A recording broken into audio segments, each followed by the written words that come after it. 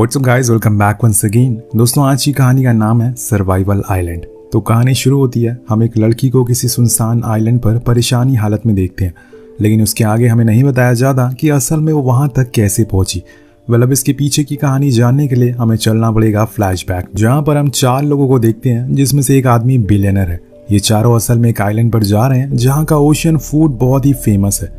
इसका कैप्टन सभी को अपने शिप पर बैठाता है। तभी हम वहां पर एक और आदमी को देखते हैं जिसका नाम है मेमन, जो कि कैप्टन के अंडर काम करता है। अब वो शिप से निकलने ही वाला होता है कि उसी समय उसकी वहां गर्लफ्रेंड आ जाती है और उसे बताती है कि वो माँ बनने वाली है, लेकिन मेनन मना करता है और कहता है कि ये बच्चा मेरा नहीं है। अब इस बात को लेकर उन दोनों के बीच में बहस हो जाती है, जिसमें उसकी गर्लफ्रेंड मरीना कहती है कि मुझे पता है कि तुम कहाँ जा रहे हो, पर इतना याद रखना तुम्हें ये धोखा बहुत ही महंगा पड़ेगा।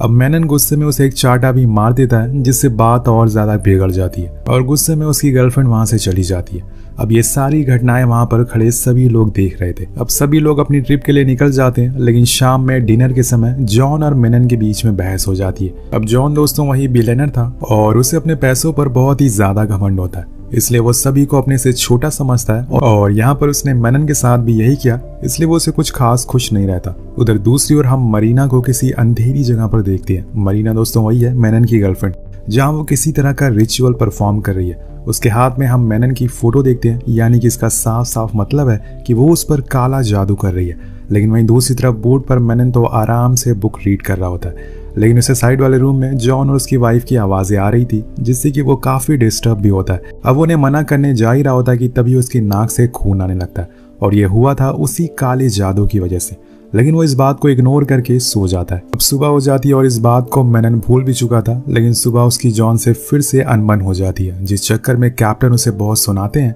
और कहते हैं कि अगर तुम्हें यहाँ पे काम करना है तो हमारे गेस्ट के साथ अच्छे से बिहेव करो, वरना तुम्हारे लिए यहाँ काम करना मुश्किल हो सकता है। अब मेनन भी गुस्से में आकर काम करने से मना कर देता है और अपना चाकू ले लेता है और कैप्टन से कहता है कि आज से मैं यहाँ काम नहीं करूंगा। लेकिन जाते जाते वो एक रुमाल फेंकता है जो न जाने कैसे लेकिन जाकर गैस पर गिर जाता है और उसमें आग लग जाती है। अब उस समय कोई भी किचन में नहीं था, इसलिए किसी को इस बारे में पता नहीं चलता, लेकिन देखते ही देखते वो आग इतनी बढ़ जाती है कि वो पूरे बोट को अपनी चपेट में ले लेती है और सबसे पहले इस आग को जेनी देखती है और इसलिए सभी फौरन लाइफ बोट पर बैठते हैं और उस बोट से दूर आ जाते हैं। लेकिन अब जाएं तो जाएं कहाँ। कुछ देर पहले ये सभी ऐशो आराम की जिंदगी जी रहे थे, लेकिन कुछ ही पल में सब कुछ बदल गया और इन्हें अपनी जान बचानी पड़ रही है। लेकिन रात में आ जाता है एक भारी तूफान, जिसके चक्कर में सभी लोग इधर से उधर बिखर जाते हैं। जब सुबह होती है तो हम जेनी को समुद्र किनारे एक आइलैंड पर बैठा हुआ देखते हैं। वो बिल्कुल अकेली थी, उसे अब यहाँ कुछ समझ नहीं आ रहा था कि वो करी तो करे क्या। तभी उसे अपने सामने कैप्टन की लाश दिखती है, जिसे बचाने के लिए वो फौरन उसके पास जाती है और उसे पानी से बाहर लाती है। लेकिन इतने में हम वहां पे मेनन को भी देखते हैं, मतलब वो भी बच गया था। वहीं दूसरी तरफ था, दोनों मिलकर कैप्टन को जगाने की कोशिश करते हैं, लेकिन वो मर चुके थे। तो दोस्तों यही सच्चाई थी, लेकिन यहाँ कम से कम जेनी को किसी का साथ तो मिल गया था। अब यहाँ वो सबसे पहले अपने लिए एक घर बनाते हैं जो कि पास से लाई हुई लकड़ियों से बना था और फिर समुद्र में जाकर कुछ मछलियां पकड़ के लाते हैं, जिसे दोनों मिलकर खाते हैं। हालांकि जेनी के साथ बोट पर भी मेनन से अच्छी बातचीत थी, इसलिए दोनों एक दूसरे के साथ अच्छा टाइम स्पेंड करते हैं। ऐसे ही कुछ दिन बीत जाते हैं और एक दिन मेनन जेनी को स्विम करना भी सिखाता है और मछलियां पकड़ना भी, लेकिन वो मना कर देती है क्योंकि उसे पानी की गहराइयों से डर लगता है और इसीलिए वो खुद अकेले वहां चला जाता है और उसके लिए मछलियां लेके आता है। लेकिन बीच में उसे जॉन पड़ा हुआ मिलता है। वो फौरन उसके पास जाता है और चेक करता है तो पता चलता है कि उसकी सांसें अभी चल रही है, इसलिए वो उसे लेकर जेनी के पास आता है और वो उसे देखकर बहुत ही ज्यादा खुश होती है और रोने लगती है। दोनों एक दूसरे से गले लगते हैं। यहाँ जेनी मेनन की बहुत तारीफ भी करता है क्योंकि उसी ने उसका इतने दिन तक ख्याल रखा, अगर वो नहीं होता तो शायद वो जिंदा नहीं रह पाती।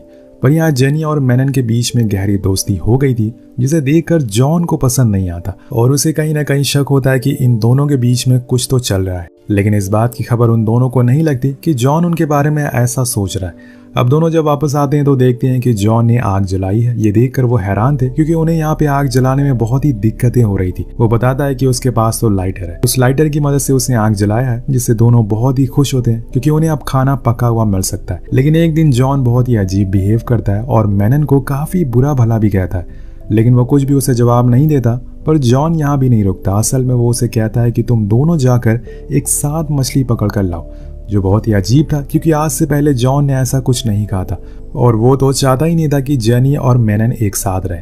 वेल दोनों चले जाते हैं हर बार की तरह, बहुत मस्ती करते हैं। लेकिन जब जेनी वापस आती है तो देखती है कि जॉन ने अपना अलग शेल्टर बना लिया और उसने मैनन को बाहर कर दिया है। ये देखकर वो बहुत गुस्सा करती है और उससे इसकी वजह पूछती है। लेकिन जॉन अपनी ही अकड़ में चूर था, इसलिए वो उसे उल्टा ही जवाब देता और चुपचाप उसके साथ ही रहने को बोलता है, क्योंकि सच तो यही है कि उसे अपनी ही बीवी पर यकीन नहीं था। इसके बाद अब दोनों बहुत ही दिनों तक ऐसे ही रहते हैं। लेकिन एक दिन जब बात ज्यादा बढ़ जाती है तो मैनन और जॉन में लड़ाई होना शुरू हो जाती है, जिसमें जॉन उसे अपने पैसों का घमंड दिखाता और कहता है कि तुम जैसे लोग मेरे नीचे काम करते हैं और तुम्हारी कोई औकात नहीं है कि तुम मेरी बीवी के साथ बात करो।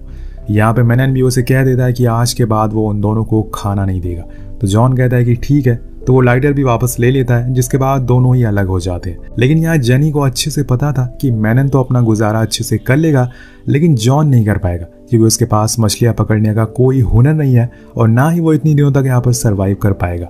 लेकिन वो फिर भी जॉन के साथ ही रहती है और उसका साथ देती है। पर यहाँ जॉन मछलियां पकड़ नहीं पाता, क्योंकि उसे ये आता ही नहीं था।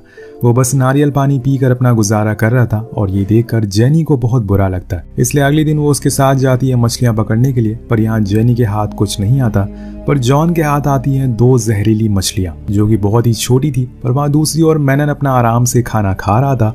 लेकिन जब वो जेनी को भूखा देखता है तो उसे उस पर तरस आता है और वो उसके पास जाकर उसे खाना ऑफर करता है, लेकिन वो मना कर देती है, क्योंकि इसे जॉन को बहुत ही बुरा लगेगा। पर मैनन कहता है कि वो वादा करता है कि वो इस बारे में जॉन को कुछ नहीं बताएगा।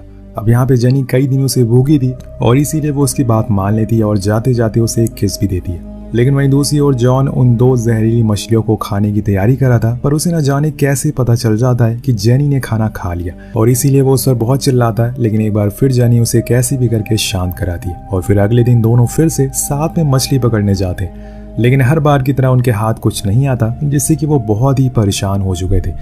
अब जब वो वापस आ रहे होते हैं तो जॉन देखता है कि मैनन उनकी आग चुरा रहा है, इसलिए वो फौरन उसके पास जाता है और उसकी आग पर मिट्टी डाल देता है, जिसके बाद उन दोनों में फिर से लड़ाई होना शुरू हो जाती है और दोनों एक दूसरे को बहुत मारते हैं। लेकिन यहाँ जेनी एक बार फिर से आकर उन्हें छुड़ाती है और मैनन फिर भी उसे बहुत बुरा भला कहता है। अब ऐसे कई दिनों तक तो नहीं चल सकता, इसलिए जॉन को कैसी भी करके मछलियां पकड़नी है, क्योंकि अब भूख बर्दाश्त से बाहर हो रही है। इसलिए एक दिन वो सुबह जल्दी उठ जाता है और मैनन के चश्मे चुरा लेता है, जो पहनकर वो समुद्र में ज्यादा गहराई तक जा सकता है। लेकिन इस बारे में मैनन को कुछ पता नहीं होता। जब उसकी आंख खुलती है तो उसे अपना चश्मा नहीं दिखता, जिसके बाद होना क्या था, वो एक नुकीली लकड़ी लेकर उसे मारने के लिए जाता है। लेकिन यहाँ जेनी उसे रोकने की कोशिश करती है और इसी चक्कर में वो दोनों काफी करीब आ जाते हैं। पर यहाँ पे जेनी को डर था कि कहीं जॉन को इस बारे में पता ना चल जाए। लेकिन जब वो मछली पकड़कर वापस आता है तो देखता है कि सभी बहुत ही शांत होकर बैठे हुए हैं और जब वो मैनन को उसका चश्मा देता है तब भी वो कुछ जवाब नहीं देता, जिसके बाद उसे पूरा शक हो जाता है कि मैनन और उसकी वाइफ के बीच जरूर कुछ ना कुछ हुआ है। और वो जेनी से भी पूछता है तो वो उसे बता देती है। जिसके बाद होना क्या था, वो उस पर बहुत चिल्लाता और यहाँ तक कि वो उसके बाल पकड़कर शेल्टर से बाहर कर देता। ये सब मैनन देख रहा था, इसलिए उसे बहुत बुरा लगता है। वो फौरन जेनी के पास जाता और उसे संभालता है। लेकिन जेनी के लिए ये बहुत ही अजीब था, उसने ऐसा कुछ कभी एक्सपेक्ट नहीं किया था। इसके बाद अब समय बीतना शुरू हो जाता और देखते ही देखते 5 महीने गुजर जाते हैं और इन्होंने यहाँ पर अपनी जरूरतों की सारी चीजों का इंतजाम भी कर लिया था। उधर जॉन ने भी अब काफी कुछ सीख लिया और उसने खुद का भी चश्मा बना लिया था, जिसे पहनकर वो समुद्र में मछलियां पकड़ लेता था। लेकिन ये ऐसे कैसे किसी अनजान टापू पर इतनी दिनों तक सरवाइव कर पाएंगे, अब ये तो समय ही बताएगा।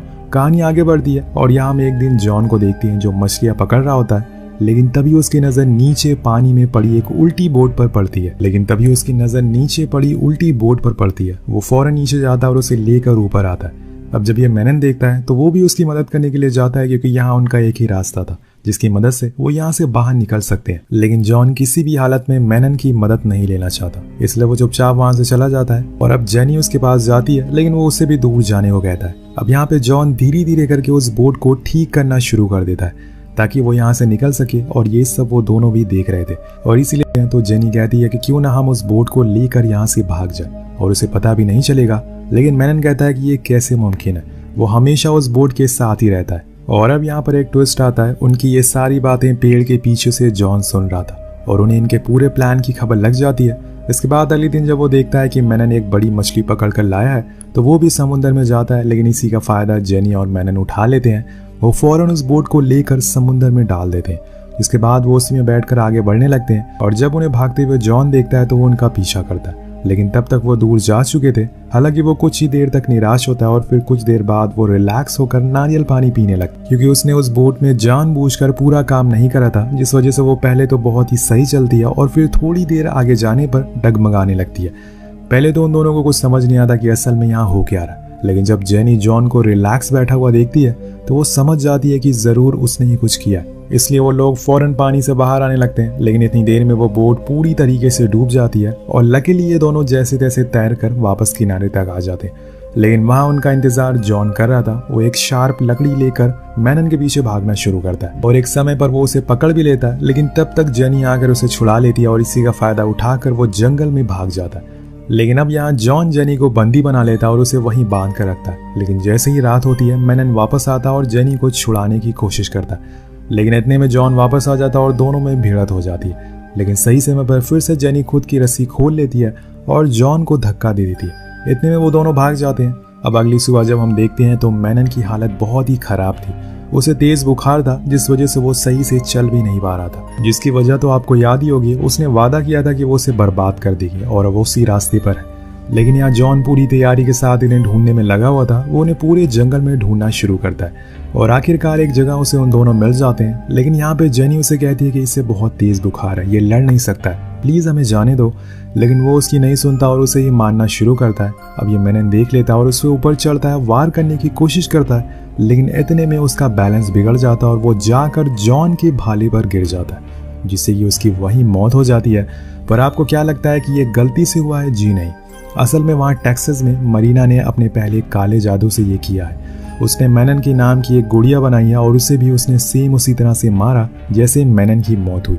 इसके बाद हम जेनी के पास कोई ऑप्शन नहीं बचता सिवाय जॉन के साथ रहने का। लेकिन एक दिन उसके साथ चमत्कार होता है। उस आइलैंड पे एक मछुआरा आता है जो जेनी को देख लेता है और उसके बच्चे फौरन उसे अपनी बोट पर ले जाते हैं। जब उसे पूछते हैं कि तुम अकेले हो तो वो हाँ में जवाब देती है। पर यहाँ जाते जाते वो जॉन का लाइटर अपने पास रख लेती है ताकि वो भी आग के बिना वैसे ही तड़पे जैसे मैनन को उसने तड़पाया था। अब वो बोट पे बहुत सारा खाना खाती है, पर तभी जॉन को वो बोट दिख जाती है और वो उसी समय जेनी को बैठा देख लेता है। उसे देखकर वो बहुत ही खुश था क्योंकि उसे लग रहा था कि अब वो बच गया, लेकिन ऐसा होता नहीं है। जेनी उस आदमी से बोट ना रोकने को कहती है और उसे वहीं छोड़ देती है मरने के लिए, जिसके साथ ही ये कहानी यहीं खत्म हो जाती है। तो आपको ये कहानी कैसे लगी कमेंट करके जरूर बताएगा। मिलते हैं अगली वीडियो में। Peace out.